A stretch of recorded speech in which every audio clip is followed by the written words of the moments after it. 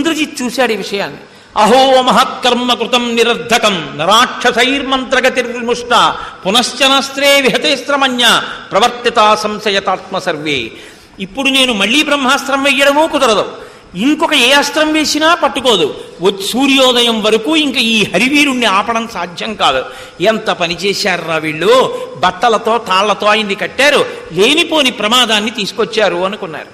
ఆయన అనుకున్నారు మనసులో, సరే ఎంతసేపు యుద్ధం చేస్తాను, చూడాలి కదా 10 తలల పురుగుని, ఏదో 4 మాటలు చెప్పాలి కదా, సరే చూద్దాం అనుకున్నారు. ఈయన్ని పట్టుకున్నారు, కర్రలతో కొడుతున్నారు, తాళ్లతో కట్టారు, ఈడ్చుకుంటూ రావణాసురుడి యొక్క సభామంటపంలోకి తీసుకెళ్లారు. హనుమ రావణుణ్ణి చూశారు, నిద్రపోతుండగా చూశారు, అశోకవనానికి వచ్చినప్పుడు చూశారు. ఇప్పుడు 10 తలలతో 20 చేతులతో కొంగల బారు వెడుతున్నటువంటి నల్లమబ్బ ఎలా ఉంటుందో అలా తెల్లటి బట్ట కట్టుకుని, విశేషమైనటువంటి విలువన్న వస్త్రం కట్టుకుని, ముత్యాల హారాలు వేసుకుని, స్ఫటికములతో చేయబడిన ఆస్తరణం మీద ఒక ఉత్తమమైనటువంటి ఆసనం మీద కూర్చున్నటువంటి ఆ రావణాసురుణ్ణి చూశారు. హనుమ చూసంటారు, అహో అహో ధైర్యం అహోద్యుతి. ఏమిటి ఈ రావణాసురుణ్ణి చూస్తే ఎంత కాంతితో ఉన్నాడు, ఎంత ధైర్యంతో ఉన్నాడు. నిజంగా ఈయన దగ్గర కానీ పరదారాహరణం అనేటటువంటి ఒక్క పాపం లేకపోతే ఈయన ఇంద్ర పదవిని అలంకరించి 3 లోకములను ఎలగలిగినటువంటి వాడు. కానీ మహాపాతకం ఏది చెయ్యకూడదో అది చేశాడు. మహాపతివ్రత అయినటువంటి సీతమ్మ తల్లిని అపహరించి తీసుకొచ్చి ఇక్కడ పెట్టాడు. ఈ పాపం కదా ఈయన కొంప ముంచేస్తోంది. ఎప్పుడైనా విచక్షణ కలిగినటువంటి వారు అవతల వారిలో ఉండేటటువంటి తేజస్సుని కూడా గుర్తించి మాట్లాడతారు. పక్షపాతంతో సంకుచితత్వంతో ఉండేటటువంటి వారు అవతల వారి యొక్క వైభవాన్ని గుర్తించలేరు. శంకాహృతాత్మాదధ్యౌసా కపీంద్రం తేజసావృతం కిమేష భగవాన్ నంది భవే సాక్షాద్దిహాగత ఏన శక్తోస్మి కైలాసే మయా సంచలితే పురా.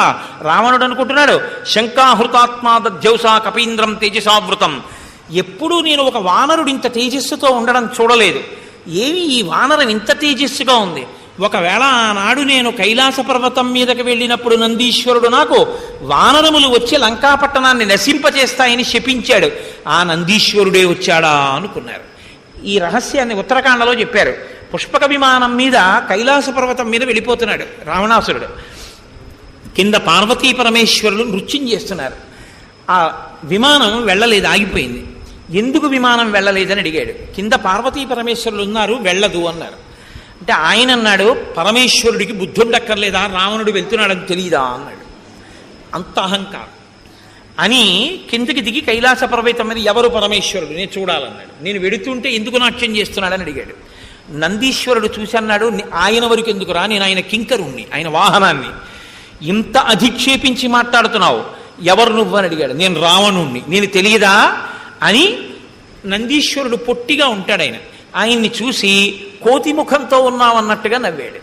ఆ పరిహాసం చూసి నందీశ్వరుడు అన్నారు, నిన్ను ఏ కోతిముఖమని నన్ను చూసి నవ్వావో ఆ కోతులే వచ్చి నీ లంకాపట్టణాన్నంతటిని నశింపచేస్తాయి, నీ ఆయుర్దాయాన్ని నశింపచేస్తాయి అన్నారు. వెంటనే దేవతలు పుష్పవృష్టి కురిపించారు. నందీశ్వరుడి యొక్క శాపానికి వానరములు చంపుతాయి, ఈ రావణాసురుని లంకని వానరములు నశింపజేస్తాయని. అప్పుడు సంతోషించారు. ఈ రావణాసురుడు కైలాస పర్వతాన్ని పరమశివుడు తనకి దర్శనం ఇవ్వలేదన్న కోపంతో కదిపేశాడు. భుజములు ఆయనకి 10 తలకాయలు 20 చేతులు కదండి, 20 చేతులు కింద పెట్టి కదిపాడు. కదిపితే పరమేశ్వరుడికి ఆగ్రహం వచ్చింది. ఆగ్రహం వచ్చి కైలాస పర్వతాన్ని కదుపుతున్నాడన్న కోపంతో ఒక్కసారి తన బొటన వేలుతో కైలాసాన్ని నొక్కాడు. నొక్కితే 20 చేతులు కైలాసం కింద ఉండిపోయి 1 సంవత్సరం పాటలా ఉండిపోయాడు. ఉండిపోయి పెద్ద రవం చేస్తున్నాడు. ఆ రవానికి సముద్రములు ఘూర్నిల్లై. ఎక్కడ ఏంట్రా ఈ అల్లరి, 3 లోకములలో ఉన్నవాళ్ళు దేవేంద్రుడితో సహా ఉలిక్కి పడ్డారు. అంత పెద్ద అరుపులు అరిచాడు. మంత్రులు అన్నారు, అరిస్తే ఏమొస్తుందిరా, సామవేద మంత్రాలతో స్తోత్రం చేయి పరమేశ్వరుణ్ణి, ఆయన అనుగ్రహించి బొటనవేలు తీస్తాడన్నారు. అప్పుడు సామమంత్రములతో ఉపాసన చేశాడు. పరమేశ్వరుడు వచ్చి దర్శనమిచ్చి బొటనవేలు తీశాడు. ఉరే, ఇంత ఏడుపేడిచావు, ఇంత కేకలేశావు కాబట్టి, ఇంత రవాన్ని సృష్టించావు కాబట్టి నిన్ను రావణ అని పిలుస్తున్నానన్నాడు. ఆయనకి ఆ పేరు నచ్చింది. ఆయన పేరు దశగ్రీవుడు, అందుకే రావణ అని పేరెట్టుకున్నాడు. అందరూ బాధపడేంత పెద్దరు పరిచానని ఆయనకేం సిగ్గులేదు.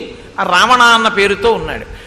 అప్పుడు పరమేశ్వరుడు మెచ్చుకుని ఆయనకు ఒక గొప్ప ఖడ్గాన్ని ఇచ్చాడు. నువ్వు ఏనాడు దీన్ని అవమానిస్తావో అది నాకు తిరిగి వచ్చేస్తుంది అన్నాడు. కాబట్టి నందీశ్వరుడు ఆనాడు నన్ను శపించాడు. ఆనందీశ్వరుడు కాని రాలేదు కదా అనుకున్నాడు. కిమీష భగవాన్ నంది భవే సాక్షాద్దిహాగత ఏన శప్తోస్మి కైలాసే మయా సంచలితే పురా. ఆనాడు నేను కైలాసాన్ని కదిపినప్పుడు నన్ను శపించిన నందీశ్వరుడు కాదు కదా అని మనసులో తలపోస్తున్నాడు. కానీ ఏనాడు అనుమానం వచ్చిందో ఆనాడే సగం చచ్చిపోయిన వాడితో సమానం. ఇప్పుడు హనుమ మాత్రం అహో రూపమహో ధైర్యమహో సత్వమహోజ్యుతి అహో రక్షత రాజస్య సర్వలక్షణయుక్తత అంటారు. ఏమి ధైర్యం, ఏమి పరాక్రమం, ఏమి కాంతి, ఏమి తపశ్శక్తి రావణుడిది. ఈ పాపం చేయకపోయి ఉంటే ఎంత గొప్ప స్థితిని పొందవలసిన వాడు అనుకుంటారు. తాను తిన్నగా హనుమతో మాట్లాడడం తనకు అవమానం అని ఆయనతో మాట్లాడకుండా ప్రహస్తుడి వంక తిరిగాడు. ప్రధానమంత్రి వంక తిరిగి ప్రహస్తుడితో అన్నాడు, ఎక్కడ నుంచి వచ్చింది, ఊరు పేరు ఏమిటి, ఇల్లు ఏమిటి, ఏ రాజ్యం నుంచి వచ్చింది, ఎందుకు వచ్చింది, ఎందుకు అశోకవనాన్ని పాడు చేసింది కనుక్కో అన్నాడు. ఆ ప్రహస్తుడు అన్నాడు, మా ప్రభువు చాలా ఉదారుడు, నువ్వు భయపడకు, నీ ప్రాణములు నిలబడతాయి, నువ్వు మళ్ళీ సంతోషంగా వెళ్ళిపోవచ్చు. నిజం చెప్పు, నువ్వెవరి దూతవి, ఎవరి పనుపుని వచ్చావు, ఎందుకు అశోకవనాన్ని ధ్వంసం చేశావు, మా ప్రభువుకి ఇష్టమైన ప్రమదావనాన్ని ఎందుకు పాడి చేశావు, సీతమ్మతో ఏం మాట్లాడావు, ఉన్నది ఉన్నట్లు చెప్పన్నాడు. అంటే ఆయన అన్నారు, నేను వచ్చింది రావణుడితో మాట్లాడడానికి, మధ్యలో నీతో మాట్లాడడం ఎందుకు, చెప్పేదేదో ఆ రావణుడికే చెప్తానన్నారు. భ్రాతుశ్రుడు సమాదేశం సుగ్రీవస్య మహాత్మనః అని మొదలుపెట్టారు. నేను సుగ్రీవుని యొక్క రాయబారిని, రామచంద్రమూర్తి యొక్క దూతని. నువ్వు రాక్షసుడివి, ఆయన నరుడు. నీవు రాక్షసుడివైనా ఆయన నరుడైనా నేను మాత్రం రాక్షసుణ్ణి కాను, నరుణ్ణి కాను, వానరుణ్ణి, తటస్థుణ్ణి, ఇద్దరి గురించి తెలుసున్నవాణ్ణి. మంచి మాట చెప్దామని వచ్చాను. సుగ్రీవుని యొక్క సచివుణ్ణి. సుగ్రీవుడి నీకు తమ్ముడితో సమానం. ఎందుకంటే నీకు వాలితో అన్నదమ్ముల మధ్య సంధి లాంటి సంధి ఉందిగా. కాబట్టి సుగ్రీవుడు నీకు తమ్ముడితో సమానం. సుగ్రీవుడు నీకు కబురు చేశాడన్నాడు. సుగ్రీవుడి యొక్క లక్షణం ఏమిటంటే ముందు కబురు చేస్తాడు, వినకపోతే చంపిస్తాడు. అన్నయ్యని చంపించవా, ఇప్పుడు మాట వినకపోతే చంపిస్తాడది గుర్తు. కాబట్టి భ్రాతుశ్రుడు సమాదేశం సుగ్రీవస్య మహాత్మనః, సుగ్రీవుడు పంపించినటువంటి మాట జాగ్రత్తగా విను. నీకు తెలుసుగా, కోసల దేశాన్ని పరిపాలించినటువంటి మహానుభావుడు దశరథ మహారాజు గారు, రాజా దశరథో నామ రథకుంజరమాజిమాన్ పుణ్యశీలో మహాకీర్తి రుదుర్రాశి మహాయశ.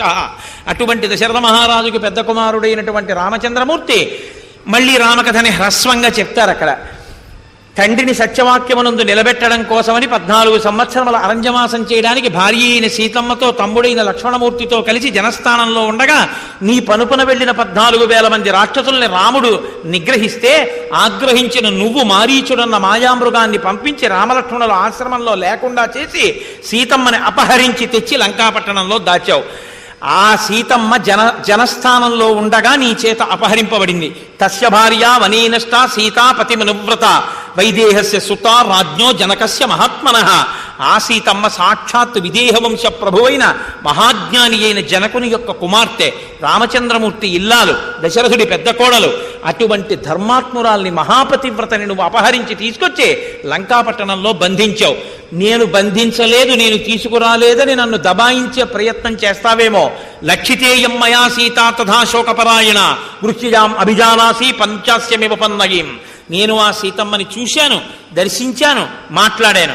ఆ సీతమ్మ నీ చేత అనుభవింపబడవలసినటువంటి సుందరి అని నువ్వు అనుకుంటున్నావు, కానీ ఆమె 5 తలల పాము అని తెలుసుకోలేకపోతున్నావు. నీ మృత్యువుని నీవు తెచ్చుకున్నావు. రావణ, నీకు దేవ గంధర్వ యక్ష కిన్నెర కింపురుషాది గణముల చేత మృత్యువు లేదేమో, కానీ నరవానరములను నువ్వు కోరలేదుగా. నరుల చేతిలో చచ్చిపోతావు, వానరుల చేతిలో చచ్చిపోతావు. సుగ్రీవో నహిదేవోయం నాసురో నచరక్షత నదానవో నగంధర్వో నయక్షో నజపన్నగా. సుగ్రీవుడు గంధర్వుడు కాడు, యక్షుడు కాడు, కిన్నెరుడు కాడు, కింపురుషుడు కాడు, రాక్షసుడు కాడు. కాబట్టి సుగ్రీవుడి చేతిలో చచ్చిపోతావు. మానుషో రాఘవో రాజన్ సుగ్రీవస్య హరీశ్వర. రామచంద్రమూర్తి మనుష్యులకు ప్రభువు, పూర్ణమైనటువంటి నరుడు. కాబట్టి నరుడైన రాముడి చేతిలో చచ్చిపోతావు, లేదా సుగ్రీవుడి చేతిలో చచ్చిపోతావు. నేనెలా చచ్చిపోతాను, నాకింత తపస్సుంది అనుకుంటున్నావేమో. మూలఘాతి అయిన మహాపాతకాన్ని చేశావు. ఏదో చిన్నో చితకో పాపం చేస్తే శరీరంలో రోగంగా వస్తుంది, పైన భోగం ఉంటుంది, శరీరంలో రోగం ఉంటుంది. రోగము చేత భోగం అనుభవించలేడు, కానీ జీవించి మాత్రం ఉంటాడు. ఇంట్లో మధుర పదార్థాలు ఉంటాయి, తిందామంటే శరీరంలో మధుమేహ వ్యాధి ఉంటుంది, కానీ చచ్చిపోడు, బతికే ఉంటాడు. ఎప్పుడో స్వీటు తింటే కొంప పడిపోదు, రోజు తిన్నాడంటే మాత్రం చచ్చిపోతాడు. కాబట్టి ఏకకాలమునందు రోగము భోగము కూడా ఉంటాయి. ఏదో కొంత పాపం చేస్తే, కానీ నీవు చేసినది మూలఘాతి అంటే అసలు శరీరం ఉండదు, పడిపోతుంది. మహాపాతకం చేశావు, మహాపతివ్రతని తీసుకొచ్చావు, కాబట్టి నీ శరీరం ఉండదు. నేను చెప్పిన పని చేయి. తదేవ ఫలవన్మేతి ధర్మస్య ధర్మనాశన ప్రాప్తం ధర్మఫలం తావద్భవతానత్ర సంశయ. ధర్మం ధర్మఫలాన్ని ఇస్తుంది, అధర్మం అధర్మ ఫలితాన్ని ఇస్తుంది. ధర్మం తన ఫలితాన్ని ఇస్తున్నప్పుడు అధర్మం ఫలితాన్ని ఇవ్వదు, అధర్మం ఫలితాన్ని ఇస్తుంటే ధర్మం ఫలితాన్ని ఇవ్వదు.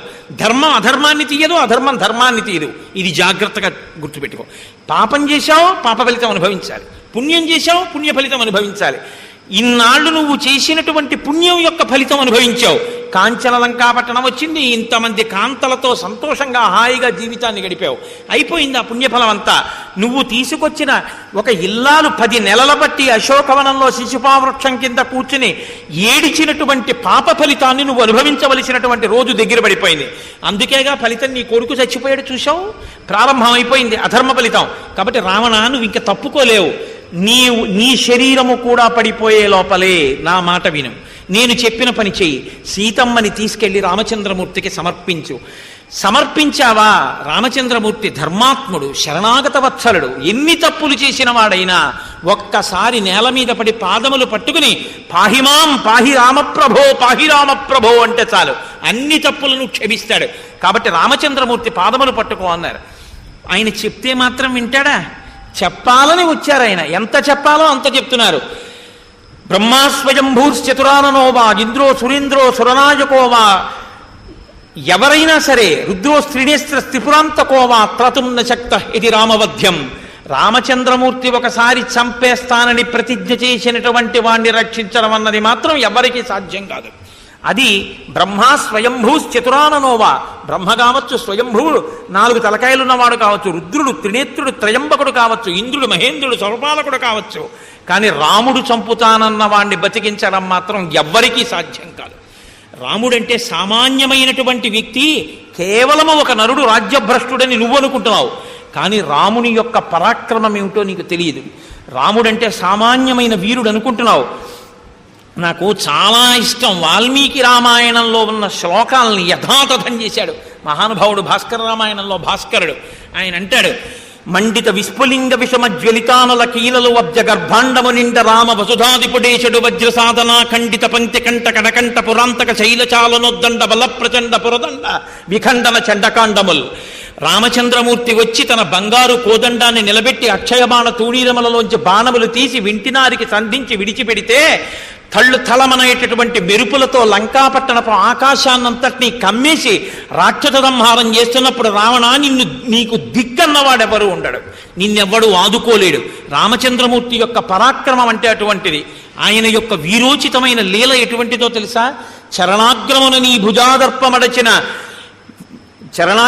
నీ భుజాదర్పమడిచిన ధూర్జిటి విలు లీల త్రుంచివయిచే, వాలపాశంబునబడి నిన్ను కట్టిన వాలి నొక్కమ్మున కులవేసే అని నిన్ను జరగొన్న యర్జుని పరికొన్న పరశురాముని ఆది భంగపరచే, కడిమియ్యొక్కడ కడదూషణాదుల 14,000 బారిసమరే అమ్మహాధనుర్ధరునకెగ్గాచరించి హరిహర బ్రహ్మ శక్రాదులైన అతని భజత నిర్ఘాత సంఘాత పాత శాత బాణ ఘాత హతులుగాక బ్రతుకగలరే. ఆయన మహానుభావుడు రామచంద్రమూర్తి. ఒకానొక నాడు నువ్వు ఈ కైలాస పర్వతాన్నంతటినీ కదిపేద్దామని 20 చేతులతో కదుపుతుంటే పరమశివుడు తన బొటనవేలుతో నొక్కితే నీ చేతులు దాని కిందుండిపోతే ఏడుస్తూ పడుకున్నావు. అటువంటి పరమశివుడి యొక్క ధనస్సుని వింటినారిని అవలీలగా కట్టి టంకారం చేసి శివధనుర్భంగం చేసినటువంటి మహాపురుషుడు రామచంద్రమూర్తి. అంటే చరణాగ్రమున నీ భుజాదర్పమడచిన ధూర్జటి విలు లీల త్రుంచి వైచే, వాలపాశంబున పడి నిన్ను కట్టిన వాలి నొక్కమ్మున కులవేసే. వాలి సంగతి నీకు తెలుసుగా, నేను కిష్కింధకాండలో మీకు మనవి చేశానుగా. నిన్ను చంకలో గిరియించుకుని 4 సముద్రాలు తిప్పి అంతఃపురానికి తీసుకెళ్లి కింద బారేసి ఎవడరా పరితల పురుగా నువ్వు సంధ్యావందనం చేస్తుంటే అల్లరి చేశావని అడిగాడు. అటువంటి వాలిని ఒక్క బాణంతో కొట్టేశాడు. అని నిన్ను జరగొన్న అర్జును బురిగొన్న పరశురాముని ఆది భంగపరచే. కార్తవీర్యార్జునుడి సంగతి నీకు తెలుసుగా. ఒకానొకప్పుడు నర్మదా నదిలో స్నానం చేయడానికి రావణాసురుడు వెళ్ళి స్నానం చేసి బంగారు శివలింగాన్ని తీసుకెళ్లి ఒడ్డున పెట్టి పూజ చేస్తున్నాడు. బంగారు శివలింగాన్ని పూజ చేసిన, శివలింగానికి బంగారు కవచాన్ని ఇచ్చిన మహదైశ్వర్యం కలుగుతుంది హిరణ్యలింగాన్ని పూజ చేస్తే. అందుకే మామూలు శివలింగానికి పూజ చేసిన పువ్వులు తీసి ఓం నిధనపతయే నమః, ఓం నిధనపతాంతికాయ నమః, ఓం సువర్ణాయ నమః, ఓం సువర్ణలింగాయ నమః అంటాం. బంగారు లింగంగా భావన చేస్తాం. కాబట్టి బంగారు లింగాన్ని పెట్టి పూజ చేసేవాడు రావణాసురుడు. ఒకనాడు బంగారు లింగానికి పూజ చేస్తున్నాడు నర్మదా నది ఒడ్డున.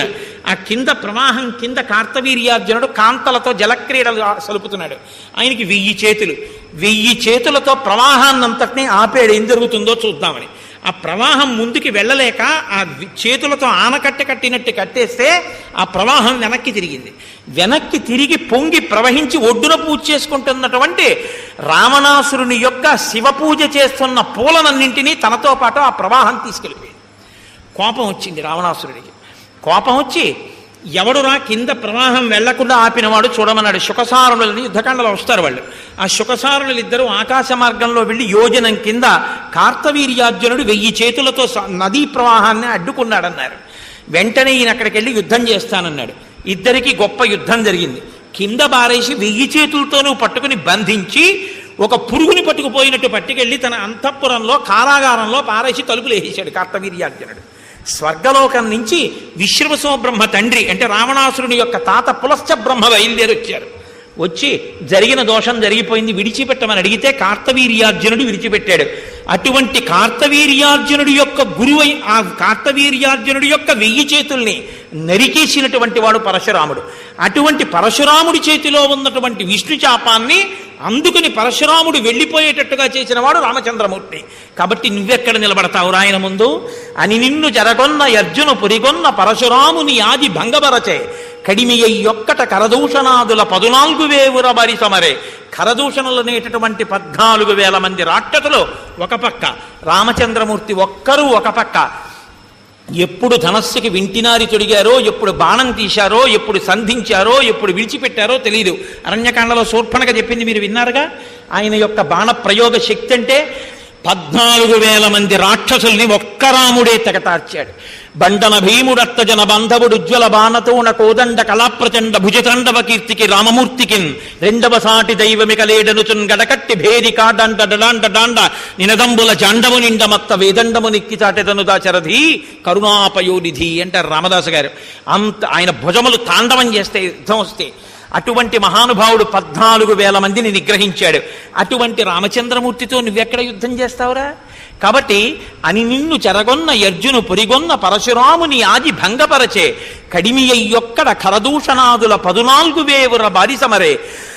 మహాధనుర్ధరునకిగ్గాచరించి హరి హర బ్రహ్మ శక్రాదులైన అతని భయత నిర్ఘాత సంఘాత పాత శాత బాణ ఘాత హతులు కాక బ్రతుకగలరే.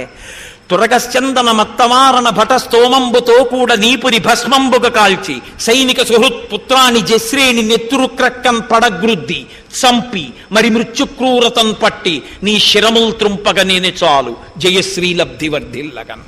సీతమ్మని తీసుకొచ్చి శిశుపావృక్షం కింద కూర్చోబెట్టి నీ నోటికి వచ్చినట్టు మాట్లాడతావురా నువ్వు? తురగశ్చందనమత్తవారణ భటస్తోమంబుతో కూడా నీపురి భస్మంబుగ కాల్చి సైనిక సుహృత్ పుత్రాన్ని జశ్రేణి నెత్తురు క్రక్కన్ పడగ్రుద్ది చంపి మరి మృత్యుక్రూరతన్ పట్టి నీ శిరముల్ త్రుంపగ నేనే చాలు. నీ గుర్రాల్ని, నీ ఏనుగుల్ని, నీ వాహనాల్ని అన్నింటినీ చంపి లంకని భస్మీపటలం చేసి నీ వారన్న వారు మిగలకుండా సంహరించి నీ 10 తలలు గిల్లేస్తాను రావణ. ఏమనుకుంటున్నావు? జయశ్రీ లబ్ధి వర్ధిల్లగన్. సీతమ్మ అంటే ఎవరనుకుంటున్నావు? నీకంఠర్పిత కాలపాశము శిరో నిర్ఘాత పాతంబు లంకౌక సంచయ కాళరాత్రి గలబద్ధోదగ్ర కాలాహి కన్యాకారాగత మృత్యువున్ జనక కన్యన్వేగ నొప్పించి లోకైకత్రాణుని రామునింకనుము నీకా బుద్ధి కాకుండినన్ సీతారాముల కోపస్ఫీతానల శిఖలు కలయబేర్చుతో లంకాభూతవ్రాతము భస్మీభూతముగా చేయుననుడు పొడమిన కిన్కన్. సీతమ్మ అంటే నీ నెత్తి మీద పడుతున్న పిడుగు, నీ మెడలో పెట్టుకున్న త్రాచుపాం, నువ్వు తింటున్న విషాన్నం. ఏమనుకుంటున్నావు? చచ్చిపోతావు సీతమ్మ జోలికెడితే. సీతారాముల యొక్క కోపాగ్ని శిఖలయందు బూడిదైపోతావు. నా మాట విని సీతమ్మని తీసుకెళ్లి రామచంద్రమూర్తికి సమర్పించి కృతకృత్యుడవై బ్రతకరా రావణ. ఇంత మాట సభామధ్యంలో తను అనేటప్పటికీ క్రుద్ధుడై ఈ వానరాన్ని సంహరించండి అన్నాడు. అనేటప్పటికీ ఆ యుక్తాయుక్త విచక్షణే ఉంటుంది. యథా రాజా తదా ప్రజ. కాబట్టి వీళ్ళందరూ లేచిపోతున్నారు. విభీషణుడు ధర్మాత్ముడు తమ్ముడు లేచి అన్నాడు, అన్నయ్య సాధుర్వా యదివా సాధు పరైరేషా సమర్పిత బ్రవన్ పరార్థం పరమాన్ నదూతో వదమర్హసి. అన్నయ్య రాయబారి అనేటటువంటి వాణ్ణి, దూత అన్నవాణ్ణి పంపించిన వాడెవరో ఆయన ఏం చెప్పమన్నాడో అది చెప్తాడు. నీవు ఇంద్రుణ్ణి ఓడించిన వాడివి, దేవతల్ని ఓడించిన వాడివి, నీ పరాక్రమం గురించి అందరికీ తెలుసు. ఎక్కడో 100 యోజనముల సముద్రానికి ఆవతల ఉన్న దండకారణ్యంలో సుదూరంలో ఉన్నటువంటి ఆ రాజకుమారుడైనటువంటి రామచంద్రమూర్తి ఈ వానరంతో నీకు రాయబారం పంపించారు. ఇప్పుడు ఈ వానరాన్ని చంపేస్తే వెనక్కెళ్ళి నీ పౌరుష ప్రతాపాలు చెప్పగలిగిన వాడెవరుంటాడు? ఎప్పటికీ తెలుస్తుంది. అయినా దూతని సంహరించచ్చా అన్నయ్య? ఇన్ని శాస్త్రాలు చదువుకుని ఇంత వేదం చదువుకున్న నువ్వే దూతని సంహరిస్తే ఇంకా చదువుకోవడం అన్నది అనవసరం అనిపిస్తోంది. కాబట్టి అన్నయ్య నిగ్రహాన్ని పాటించు. దూత మీద కోపం వస్తే అంగవైకల్యము చేయవచ్చు, ఏదో ఒక అవయవాన్ని తీసేయచ్చు, కాల్చినటువంటి ముద్రలు వేయవచ్చు, అటువంటి పనులు చెయ్యాలి, కానీ దూతని చంపకూడదు. కాబట్టి సాధుర్వా యదివా సాధు పరైరేషా సమర్పిత బ్రువన్ పరార్థం పరవాన్ నదూతో వదమర్హసి. దూతని మాత్రం చంపకూడదు. మంచిగా ఉండని చెడుగా ఉండని నీవు చెయ్యవలసింది ఇంతవరకు మాత్రమే. తమ్ముడా మంచి మాట చెప్పావన్నాడు. జీవితంలో విన్న మంచి మాట అంటూ ఉంటే ఇదొక్కటే.